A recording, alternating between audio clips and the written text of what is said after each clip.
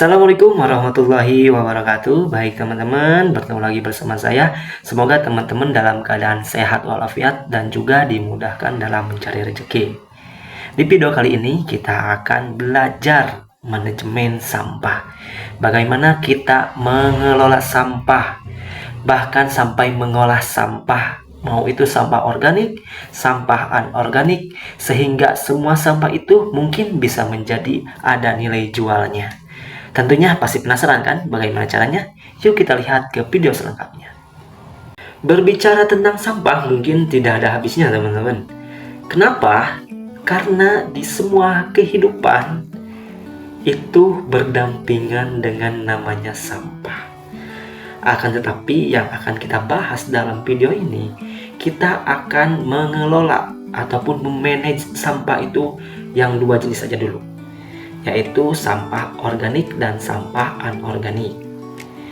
Kita berbicara tentang lingkup kecil dulu. Kita berbicara tentang lingkungan rumah kita dulu aja. Di sini kita pasti tidak akan asing lagi dengan sampah organik dan anorganik. Yang pertama, kita bahas sampah organik. Sampah organik itu sampah yang membutuhkan waktu yang singkat untuk memusnahkan sampah tersebut. Dalam artian, si sampah tersebut bisa lapuk hanya dengan waktu yang sekejap. Contohnya, untuk sampah organik, contohnya itu hasil dari masak. Misalkan ada sayur, itu bekas sayur ataupun bekas potongan sayur, bekas daun bawang gitu ya. Pokoknya sampah yang ada di dapur lah gitu. Untuk organik, pokoknya sampah yang dalam pelapukannya itu sebentar, tanpa ada bantuan apapun ya, tanpa ada dibakar, tanpa apa-apa, itu dengan sendirinya pelapukan yang sangat singkat, itu sampah organik. Dan yang kedua adalah sampah anorganik. Nah, ini yang paling berbahaya. Untuk sampah anorganik, biasanya itu tidak cukup waktu yang sebentar untuk melapukannya. Perlu waktu beberapa tahun, puluh tahun, ratus tahun, mungkin ribuan tahun supaya sampah tersebut terurai. Apa itu sampah anorganik? Sampah anorganik adalah contoh yang sering kita jumpai itu di lingkungan kita, itu adalah sampah plastik. Nah, kalau sampah plastik tanpa pengolahan, dibutuhkan pelapukan itu, dibutuhkan proses penguraian itu supaya jadi hancur, memerlukan waktu yang sangat lama.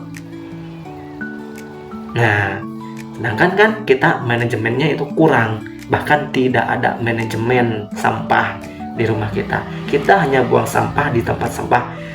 Tempat sampah masuk, nanti ada tukang kebersihan, kita lempar ke tukang kebersihan. Tidak tahu itu bahkan sampahnya bernilai atau tidak.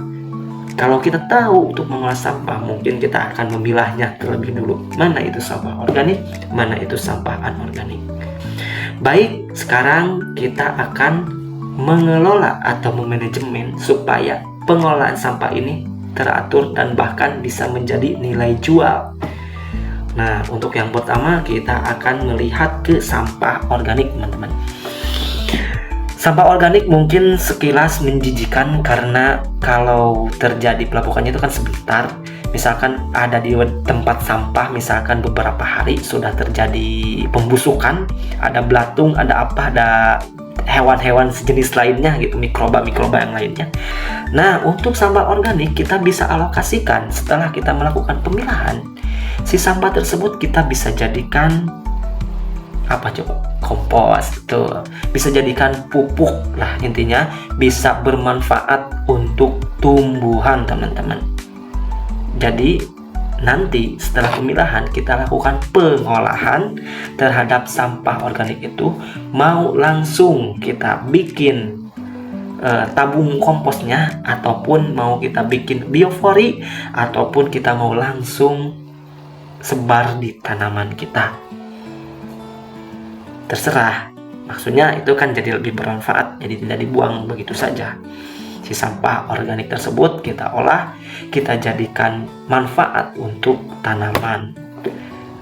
Nah, nanti saya pun juga sedikit demi sedikit menyediakan di halaman itu, walaupun sempit, kita menyediakan tanaman gitu ya, untuk nantinya kita lebih semangat lagi pada saat kita punya sampah organik, kita olah dan sudah terolah, sudah menjadi produknya, yaitu untuk pupuk ataupun kompos, kita kasih ke tumbuhan dan hasilnya luar biasa mantap. Jadi kita dapat sehat lingkungan, terus juga kita untuk ke tumbuhan ataupun sayuran ataupun apalah gitu di depan rumah kita itu jadi subur, organik lagi. Kalau dimakan tidak begitu berbahaya, bahkan tidak berbahaya karena kita menggunakan bahan organik untuk nutrisi yang dibutuhkan tanaman.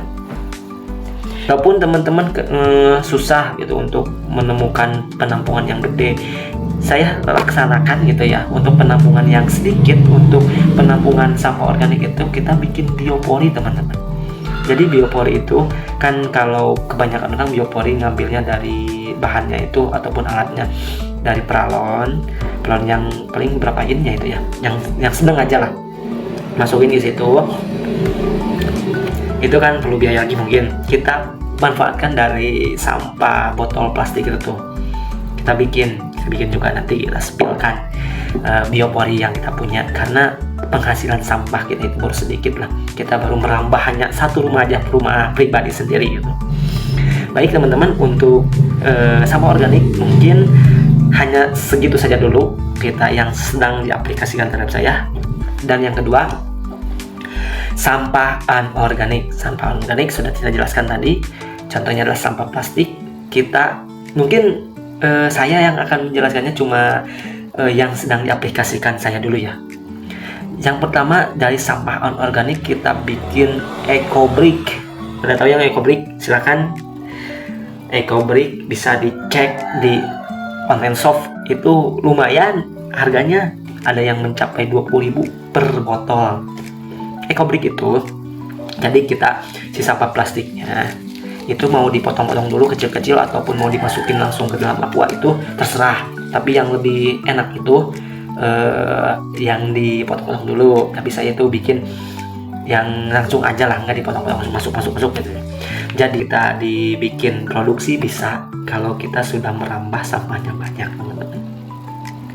Kalau masih sedikit sih, saya juga punya berapa botol itu, baru memulai.